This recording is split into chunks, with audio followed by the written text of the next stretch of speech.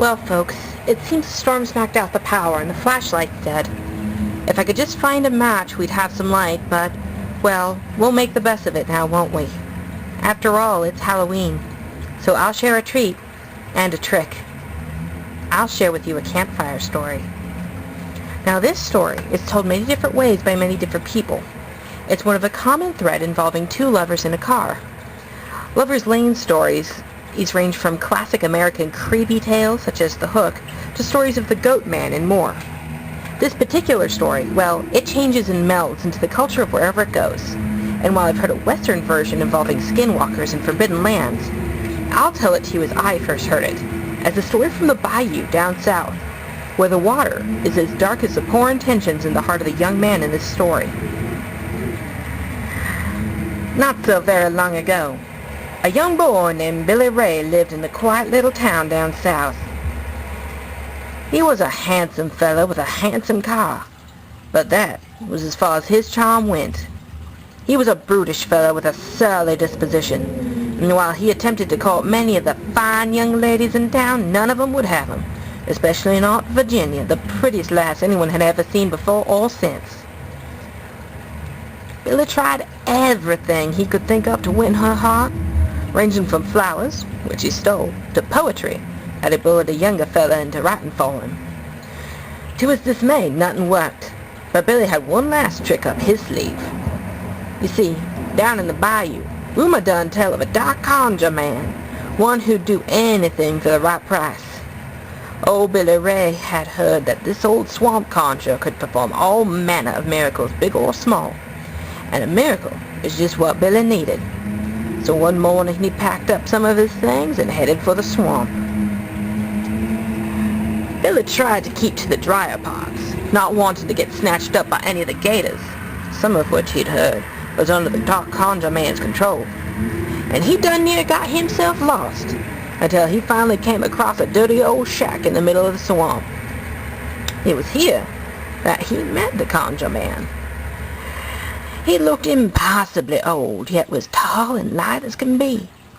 He got right down to business, too, asking old Billy what he wanted. And Billy was all too happy to demand the conjure man fix him up some hoodoo love spell to make Virginia love him. In fact, before the words were even out of Billy's mouth, the conjure man was up and working, listing off ingredients as he went. Billy couldn't remember everything, but there was soot and cayenne to ignite the flames of passion, honey to make him seem sweet to her, and something else, something red and glistening. The conjure man said just to add dirt taken from Virginia's footprints, to make sure that her footprints always followed him, you see, and then to drink the whole concoction. And then he told Billy what the price was. Now, old Billy thought he was smart. He deliberately come with no money at all and honestly told the conjure man that he couldn't pay, but then added that he would be back to pay soon. The conjure man just smiled and took him at his word that he'd pay one way or another. As Billy left, he grinned to himself. He had no intention of going back to the conjure man's place to pay off his debt. After all, he was Billy Ray. He could take on anyone, and if the conjure man made a fight out of it, really well, he knew he could take an old man in a fight. Well, time passed, and Billy eventually used that love potion. Virginia fell madly in love with him, much to the amazement of her friends and family, and Billy had a grand old time parading her around like a trophy dog. Then, one night, he decided he was going to get his money's, well, no, his efforts worth out. Well, since he'd gotten away scot-free, free being the operative word. He and Virginia slid into his car, and he took her for a lovely drive out to a pretty little place near the bayou where the water sparkled in the moonlight. Billy put his car into park, leaned in to kiss his lovely lass, and there was a strange sound outside. Billy, darling, what was that? Nothing, just the wind. He leaned in close when the sound was heard again. Billy, I'm scared. Billy sighed. Well, fine. I'll drive us someplace else, but don't you go complaining there, you hear? Virginia winced. However, Billy didn't see because he was too busy trying to start up the car. But no matter how fast or hard he turned the key, the car just gurgled and died. By this time, Virginia was getting mad and nervous. Billy was less concerned about her than his car. It was new and he was going to pound the fella who'd sold it to him. But for now, he figured he ought to get someone to help. It was a long walk home, especially for a lovely little thing like Virginia. So he turned to her and said, "Now, Virginia, I'm going to get some help. You hide in here and don't open the door for anybody, and I mean anybody, unless you know who it is, okay?"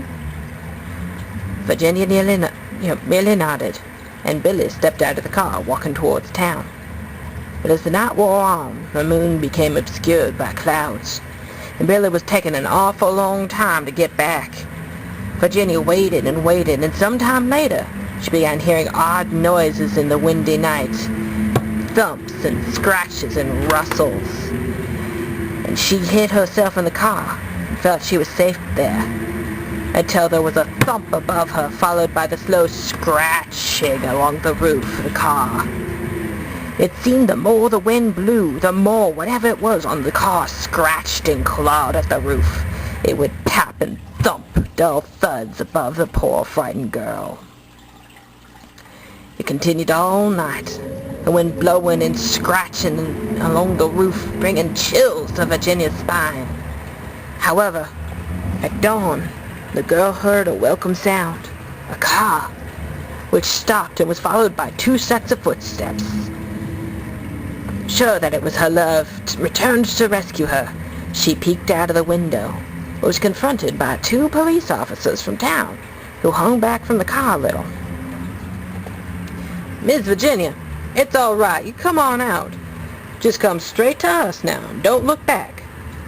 Virginia was all too happy to be out of the car, but was too curious about too many things. "Officers, where's Billy?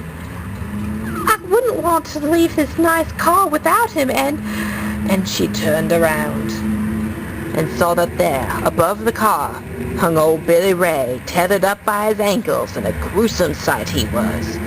He'd been torn open, all of his insides removed, along with other bits, like one of his fingers and his eyes. A drop of blood dripped from the corpse and onto the roof with a dull thud. And when a little breeze blew, he swung a little, his nails scratching against the roof. Billy's body was cleaned and buried, and his car, well, folks say the engine was filled with swamp water, and it had to be scrapped. The town was pretty thrown off balance after that, but in time, things eventually settled down. And while Virginia never stopped loving old Billy Ray, she often found herself wondering why she did in the first place. Eventually, she married a handsome young fellow and bore him many children. They all lived happy, prosperous lives, but Virginia always worried and warned her children, stay away from the bayou. And you know, to this day, folks still talk about old Billy Ray and the conjure man out in the bayou. Oh, he may be as old as ever, but he's still there, all right, still offering his services.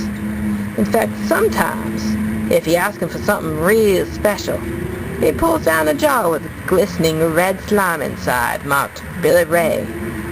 Folks say the conjure man reckons it gives his work a little oomph.